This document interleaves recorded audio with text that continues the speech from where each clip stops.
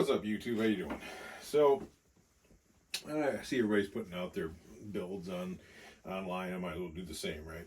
So this I'd call my SPR Precision AR Varmint / Predator Hunting build, right? This is my build. I bought everything, put everything together myself. I've built a number of rifles. I've used Arrow Precision. This is Arrow Precision build, so upper, lower, and barrels Arrow. I've used them for a number of years now. I haven't had a problem. I hear now they are having some QC issues, and in recent years, I guess. This is 2019 is when I bought the upper and lower, so I haven't seen that. I have built on another lower that was an economical brand that did have QC issues, so I don't have a problem with Arrow Precision, especially on when I built 3 Arrow rifles. They've been good to me. I put this rifle together based on my preferences and my experiences with hunting varmints and predators. The optics. There is a Vortex optic on top of it. I've had good luck with the Vortex PST line. I like them. I've got several PSTs. I have another, the Vortex Crossfire 2? Yeah, don't like that. I think it's garbage. And they're cheap. They're cheap, but it's you get what you pay for, and that's, not a good deal in my eyes. So the PST is the way to go. This rifle, I had another rifle back, a few years ago, and I probably built in 2016 time frame. I built a rifle. It was also Arrow upper, lower, and handguard. Recently, I got rid of it. Well, I would say about a year and a half ago, I got rid of it. And it was a 20-inch rifle.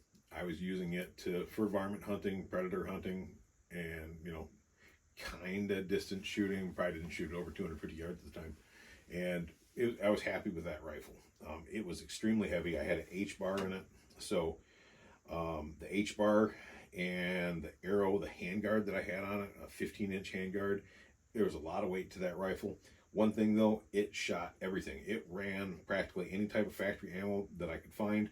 I found it was the Hornady 35 grain NXTs. It, dime size groups at 100. There was I think the Norma 77 grain, also like quarter size groups out of it. Everything in between. It just shot really well. That particular rifle, I had a Vortex HS, I think, was the line. So a 2-10 MOA, second focal plane. Used it, did good. Shot a lot of critters with it. It was great. The only thing is shooting it offhand with something running, moving at a decent speed. It was not that intuitive to point and shoot. I had an instance where I was out predator hunting. We were calling.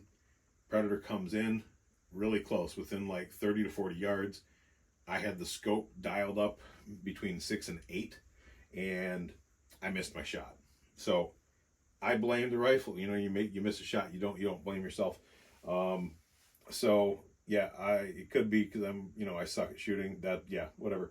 But I think a heavy rifle, hard to point, and also being zoomed in, didn't really help me out. So with this, I wanted to go lighter than my other rifle, and I'm trying the 45-degree offset red dot. So don't know if I like it yet. I haven't went out hunting with this yet.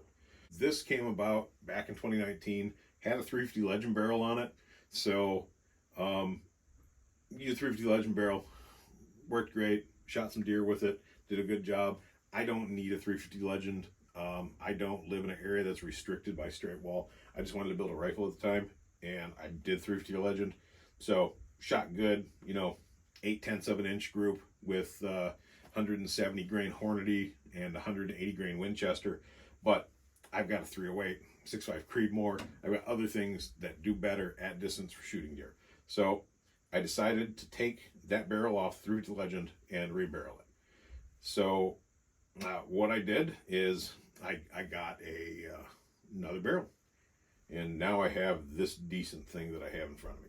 So you can all tell it's all OD green and all that good stuff. The build, like I said, lower arrow precision. Magpul UBR stock, Wilson Combat lower parts kit with a Wilson Combat buffer and spring. The carbine spring with that stock is a B5 Type 22 grip on it. I got the Battle Arms short throw safety selector, and yeah, it's not 90 degree, whatever. People don't like that. It's cool. Had a couple triggers and just finding what I like. So pretty much all the parts on this thing, I buy everything when it's on sale or I get a discount on it. I had a Geisley SD Enhanced, the SDE trigger. Great trigger, did really good, and it was fine. The CMC 3.5 pound drop-in trigger came up on sale. Figured why not? Pulled that Geisley out, put it in something else. Put this with the CMC. Works really good. Haven't had a problem. Can't really notice the difference between the two in accuracy wise. I would say they're about the same. The upper is again arrow. I've got a Radian Raptor charging handle. Got the Vortex PST 3x15 first focal plane MRAD, which is super dope. Like that. I put the Holosun 515 GM on a Midwest Industries riser with the Warren 45 degree Picatinny. Yeah, I should probably put something different on there. I'm still going to see if I kind of like running with a red dot or not. If I decide to stay with keeping a red dot on it, I'll probably put something smaller, run an RMR or something like that. It's a little bit less weight, but that thing, I mean, it's stout. It holds up pretty well. 20-inch 1-in-8 twist arrow fluted stainless steel barrel, pretty good. 14-inch Midwest Industries combat rail. Got a BCM gas block. I don't know if the BCM gas tube or the melanite tube. I don't know. It's all painted green, which I'll talk about in a little bit too. The Magpul M-Lock hand stop. I got a Harris SBR MP 6 to 9-inch bipod. Has tilt to it. It's pretty decent. That's running on a Picatinny QD, so I can pop that off. So if I do have to make offhand shots with that, I can just flip the lever, bipod drops off, and I'm good to go. Got a dead air chemo brake on it with the Sandman S. The Sandman S, I also put an e-brake on it and a 22 flash hider. So it's got the little prongs coming off the end. Don't know how much it helps reducing flash. I really don't know.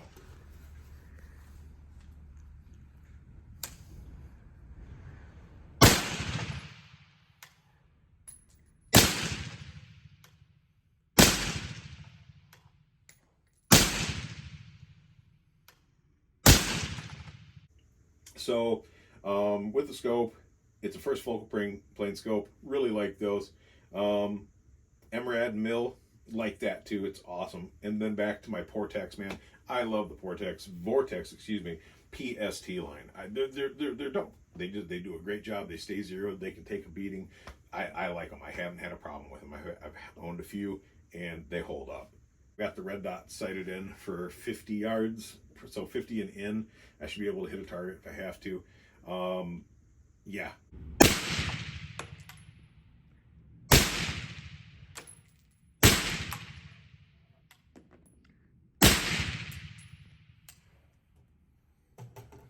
The scope's dialed in, sighted in at 100. I've taken it out to 6.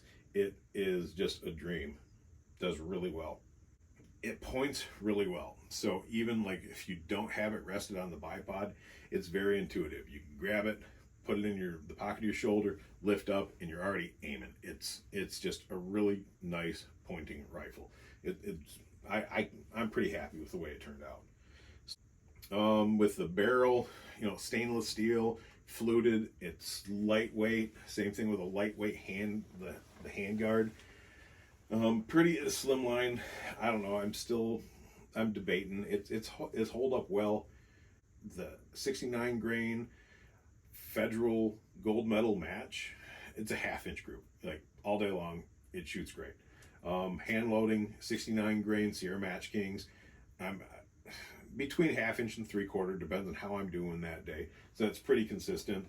The powder I'm using is a little bit kind of off in the colder weather. It doesn't hold up so well. 77 grain Sierra Match Kings. I've come up with a pretty good load as well. Holds up really well. It doesn't really care about temperature. It's another 1/2 to 3/4 inch all day long. I got another one with Total Match Kings. They're doing pretty good.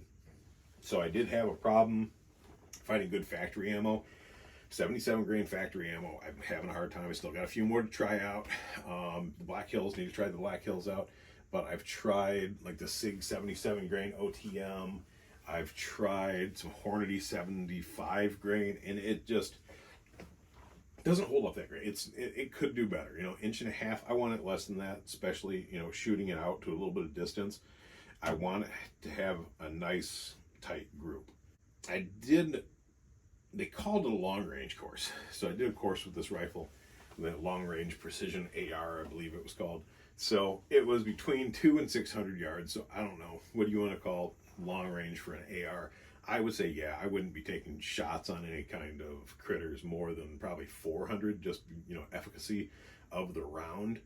But punch and paper, yeah, 600 rounds, it's great, or 600 yards, great. This thing holds up really well. It just shot great. So we had about 5 dudes that were out there shooting, and I got to see other people's rifles. There was a guy with a Mark 12, like the original OG Mark 12 with a loopholed MOA scope on it. He was shooting out there. Dude, it's freaking mid-grade rifle, right? It hung with that dude. Another guy out there had a Cobalt Kinetics with a Night Force on it, and yeah, dude, he's a competition shooter where everything's paid for him. His rifle's given to him, his ammo's given to him, because he's a good shooter. I mean, he's awesome. So my rifle was hanging with him. I would say he still did better than I did. I was sharing the bench with the dude with the Mark 12, and I was having an easier time than he did. And he's old. I'm old too. Dude's older than me, so I understand. Like, not everybody's the same, but this build has held up really well for me.